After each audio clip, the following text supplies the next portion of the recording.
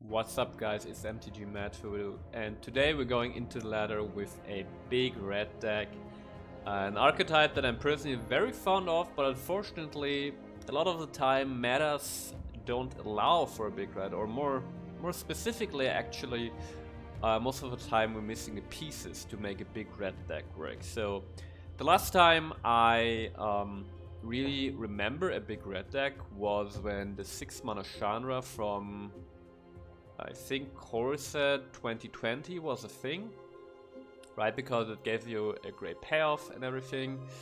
But ever since, there wasn't really a good way to build a big red deck until now, because the Brothers War gave us really spicy tools to build a great big red deck. So what do we mean by big red? Well, big red is the concept of you build a mono red deck and you use great removal that mono red has, and you also, if available, use tools to ramp to have some big payoffs at a high mana cost, right? And the Brothers War provided us just with that. So let's start with the card that really keeps the whole deck together and which incentivized me to build a stack, which is 4 copies of Visions of Phyrexia. This card is fantastic, it's so good. So Visions of Phyrexia, 4 mana enchantment in red. At the beginning of your upkeep, exile the top card of your library. You may play that card this turn. So on your upkeep you basically draw an extra card, but you have to play it that turn, otherwise it just gets exiled, right? But then at the beginning of your end step, if you didn't play a card from exile this turn, create a tapped Power Stone token. So what makes this card so powerful is that, first of all, it draws an extra card each turn, which is just really good, right? It's on an enchantment, which is rather hard to remove, although to be fair, we live in a standard environment where enchantments get frequently removed by Invoke Despair and occasionally from Destroy Evil. However, it still stays on the board fairly often. And what Visions of Phyrexia does, it draws an extra card each turn, which is very powerful, right? Gives you a lot of card advantage on enchantment. But then also, if you don't play a card from exile in a given turn, which most of the time is just going to be the turn you play the Visions because you won't, well, there won't be a card in exile, right?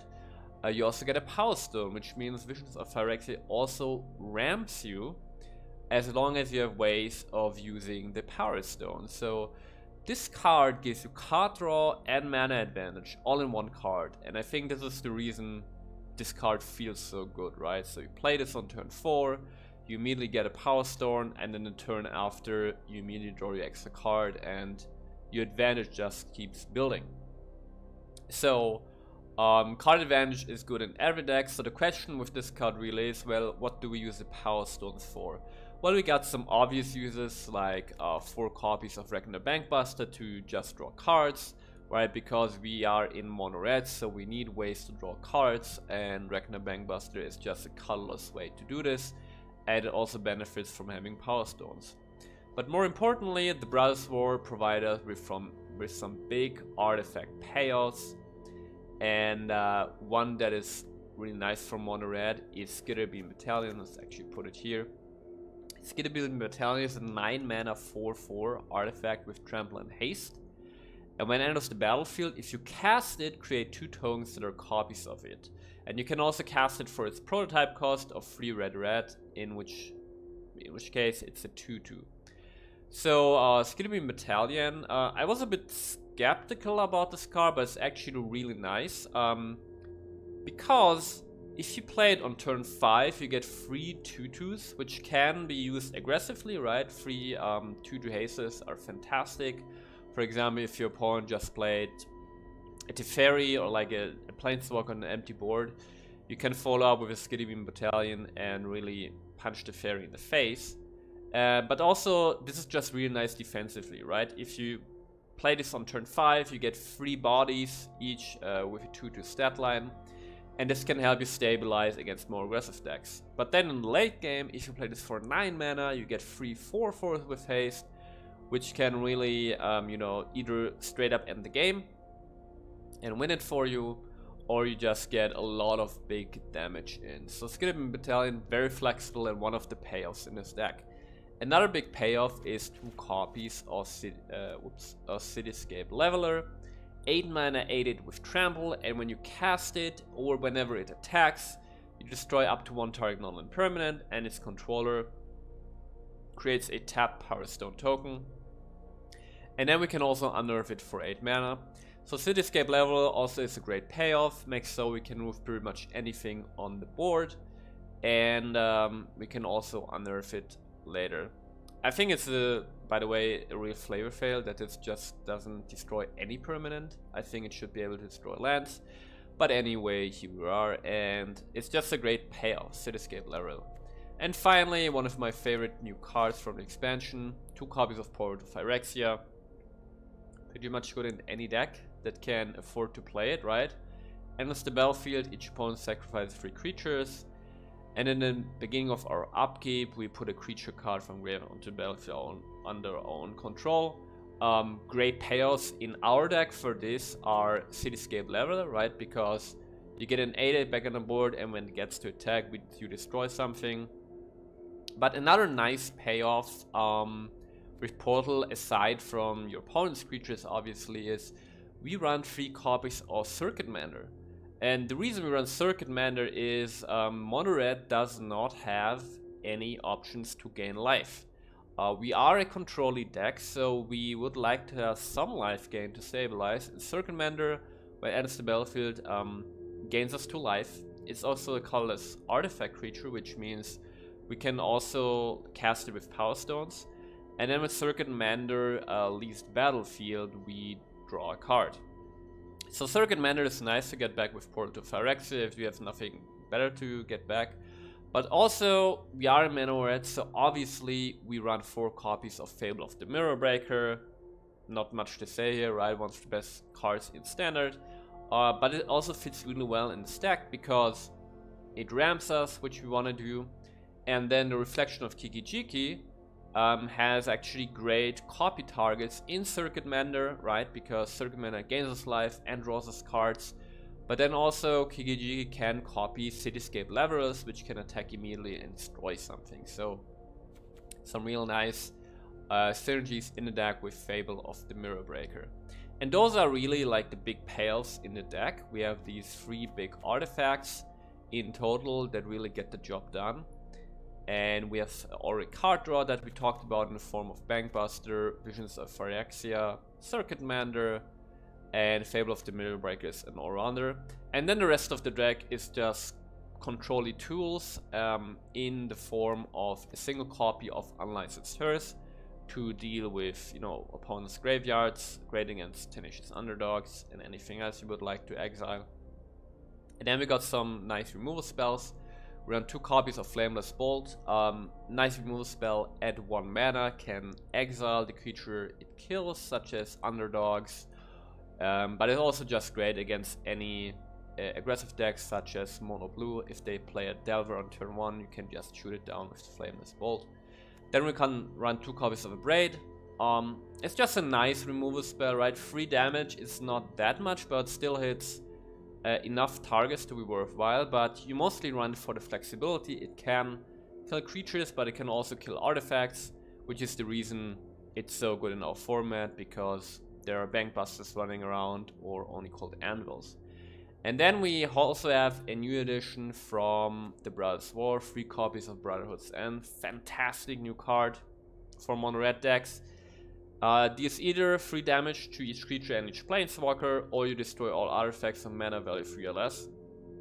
The first mode alone would be reason enough to run this card, because, you know, there are enough planeswalkers in the format. 3 damage is a good amount to kill a lot of creatures.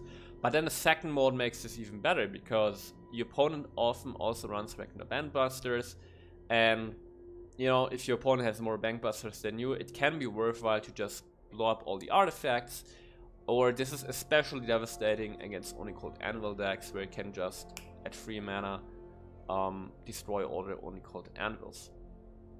Then we run, as a final removal spell, 2 copies of Rending Flame, as a final single-tile removal spell. Rending Flame is really here to deal with the shielders of the world, right? Because if you take a look at our single target removal, we got 6 in total, right? Flameless Bolt is there to deal with early aggression and can exile targets. Abrade is also against early aggression, but has the flexibility of also being able to destroy artifacts. And then Rending Flames are big removal that can single target removal as Shield Red or big Planeswalkers. So we got some real nice options here with our removal spells. And finally, we run 3 copies of Burn Down the House, right? One of the best board wipes in the game. Can either be a board wipe against bigger creatures and bigger Planeswalkers, or we can also make 3 Devils, and this way this also represents some more hasty damage that can be in win condition. If we take a look at our land base, we run a total of 18 mountains, and then we got some toolboxy lands, the same way I had in my mono white deck. We don't run a single copy of Blast Zone. Occasionally you will use it to blow something to blow up something problematic your opponent has. 2 copies of Hall of Taxin, right? After all, we want to ramp in this deck, so Hall of Taxin is just a way to ramp on a land. Single copy of Mishra's Foundry for the occasional creature land we might want to activate. 3 copies of Roadside Reliquary, right? Because after all, we have a lot of artifacts in the deck, and we have a total of 8 enchantments with Fable of the Mirror Breaker and Visions of Phyrexia. So Roadside Reliquary very often can be 2 mana, sacrifice and draw 2 cards. And since we are in monocolored in red, we welcome every chance that we can get for additional card draw. So 3 copies of Roadside Reliquary, very nice. And finally, a single copy of Tukasa's Digside. If you're in a top deck war, this can really help you get those great draws out there. And yeah, just gives you an additional advantage. And this is the deck. Had a really good run with it, a win rate of about 80% with 10 wins and 2 losses. So hope you guys enjoy the games, and I see you guys soon.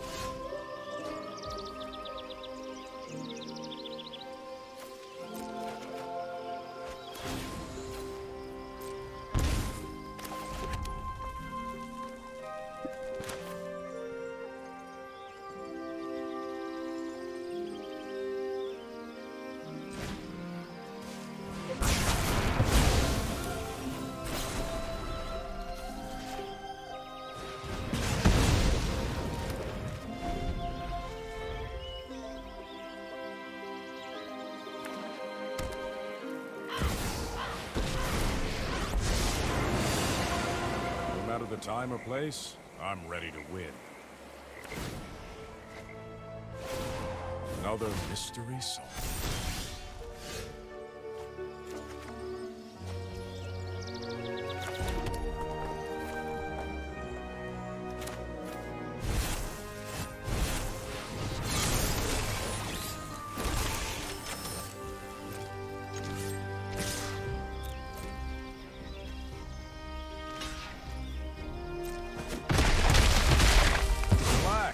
This is supposed to be fun.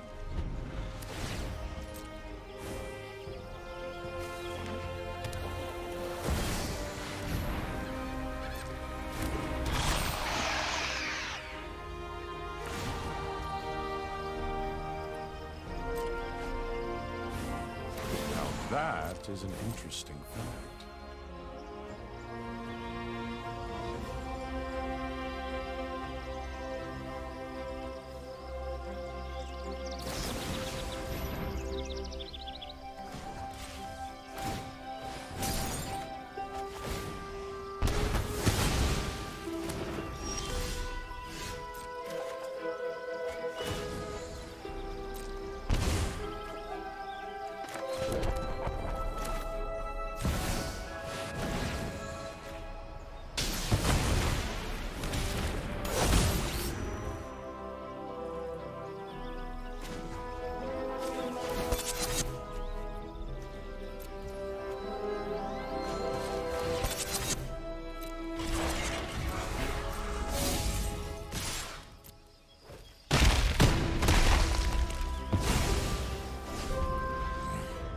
Truth still eludes me.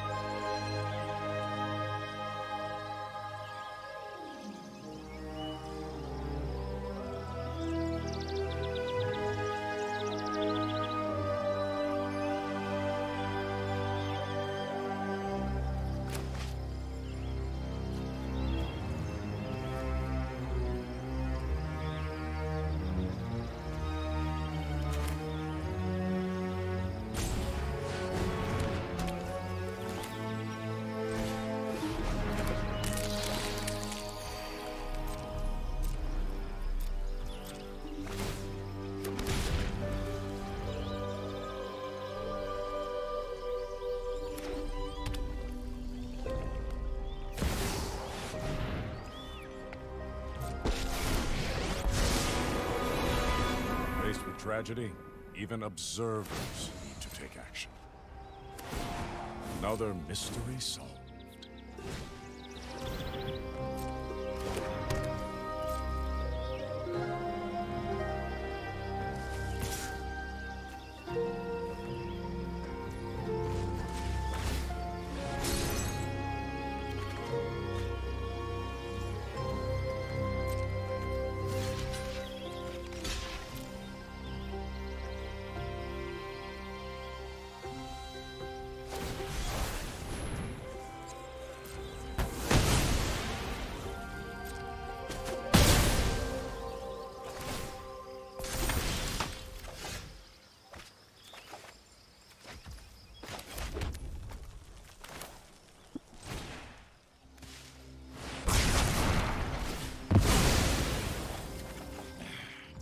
Running out of time.